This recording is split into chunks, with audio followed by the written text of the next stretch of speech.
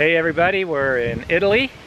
Frank and Angie are retire earlier and or better.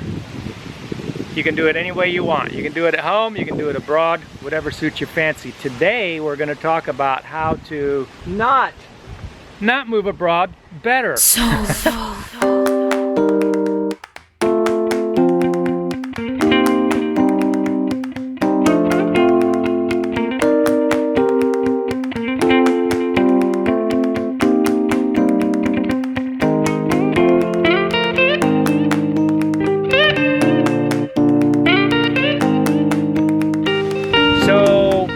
Why make a video about how to not move abroad? I mean, when you go on social media, when you get on YouTube, you see all these videos about moving abroad, like that's what the whole world should do, you know.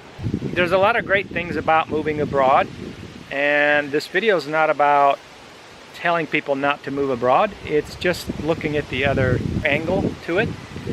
Yeah, a lot of the people we've noticed when you're watching these videos, you might get the impression by all the views and all the comments that there's just a tremendous number of people interested in this. But when you look closely, you see that at least half, if not more, 50–60%, you know, of the commenters and such are locals. They're locals either that are right there in the country that's being discussed in the video, or they're locals that are hoping to return back to their country, returning locals that are still in, a lot of times, in New York. New York seems to be a popular place because it's a great place for foreigners to get jobs, you know, big cities, like Canadian big cities, and also places like New York. So, you know, I just thought I'd give that perspective that, you know, when you see all this activity, you know, to put it in the proper perspective.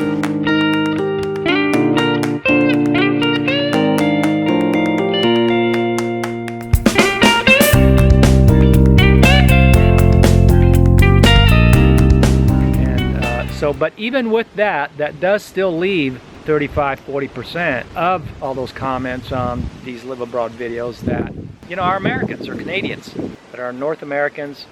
So if you have found that you maybe are having second thoughts, right?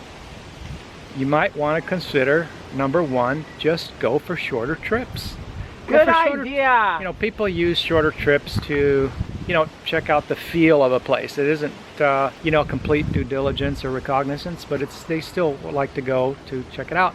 You can just stay at that level, you know, and you don't have to progress further. You can stay, you know, within the 1 to 3 month level within your, you know, visa, and then if you want, you can extend it another, you know, 3 months. But, you know, without having to make this permanent, because when we have this idea that something has to be permanent, then it becomes a much more serious thing. It's a much more serious move. Everything has to be scrutinized, and unfortunately a lot of people don't realize that they're not really doing the proper scrutinizing and due diligence that they really need to be doing on such an important decision as permanently moving to some foreign place. I mean, you know, watching videos gives us a sort of sense of confidence because it's visual, and we see something with our own eyes, and it tends to give a sort of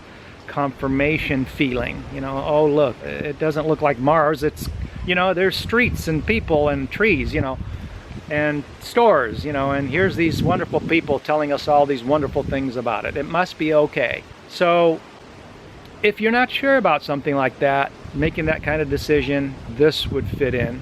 Number one would fit in with that. And keep in mind that we're not telling people not to move abroad, because you can always elect to do a deep due diligence and investigation, you know, further than what normally people will do. So number two is, they could try to go local part of their time just for a richer experience.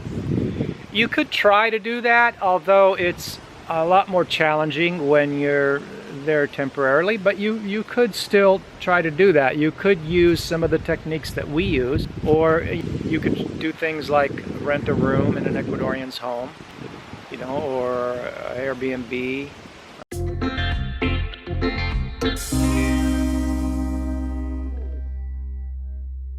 So we're in the La Casa Cuencana, and as you all know, Cuenca is a 500-year-old city, and we're right smack dab in the oldest part of it, the center.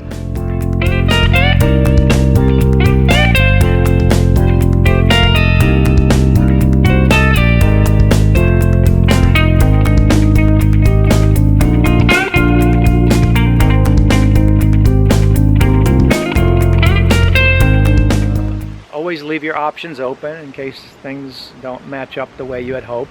But there are ways to do it, but don't fall into the trap of believing that all you've got to do is go to the mercados and you're going local. That's, you know, especially when you're there for a short period as a tourist, you won't have any clue what you're supposed to be paying, and it doesn't work as far as being successful at going local. So that's another thing. You could attempt to go local as much as you can, being that it's going to have its challenges. And number three is, after they've had this long extended vacation, they're able to go back home to the familiar territory and just love it because they're back home and they got the travel out of their system. Sure, and in other words, there's a finale there. There's an ending that ends with the familiarity of being back home. And so I think that makes the whole experience, it puts it on a lighter level because there's a light at the end of the tunnel, and you're not having to, you know, make these really conclusive decisions. Like shipping all your furniture. Shipping all your furniture. Like saying goodbye to your grandchildren. Saying goodbye to your grandchildren, you know, leaving some of your favorite food. Leaving some of your favorite, you know. So you go back home and you go back to familiar territory, and then you can start all over again, you know. Sounds like fun. That's how not to move to a foreign country better. How does that sound? I see some smoke signals. It means that it's a nice day.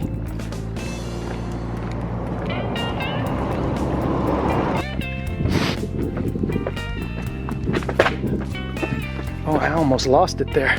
What was it? Well, it's just a step right there. I hope you enjoyed this video, and if there's anything we left out, let us know in the comments. And if there's anything you have any questions about where you're at in life, what you want to accomplish, and how you're going to get there. That's why we make these videos. We make them for you. Okay, have a nice day. Thank you.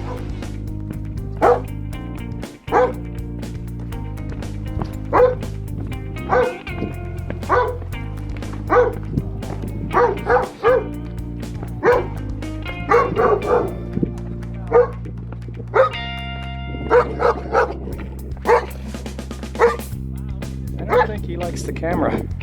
Oh, it's the camera.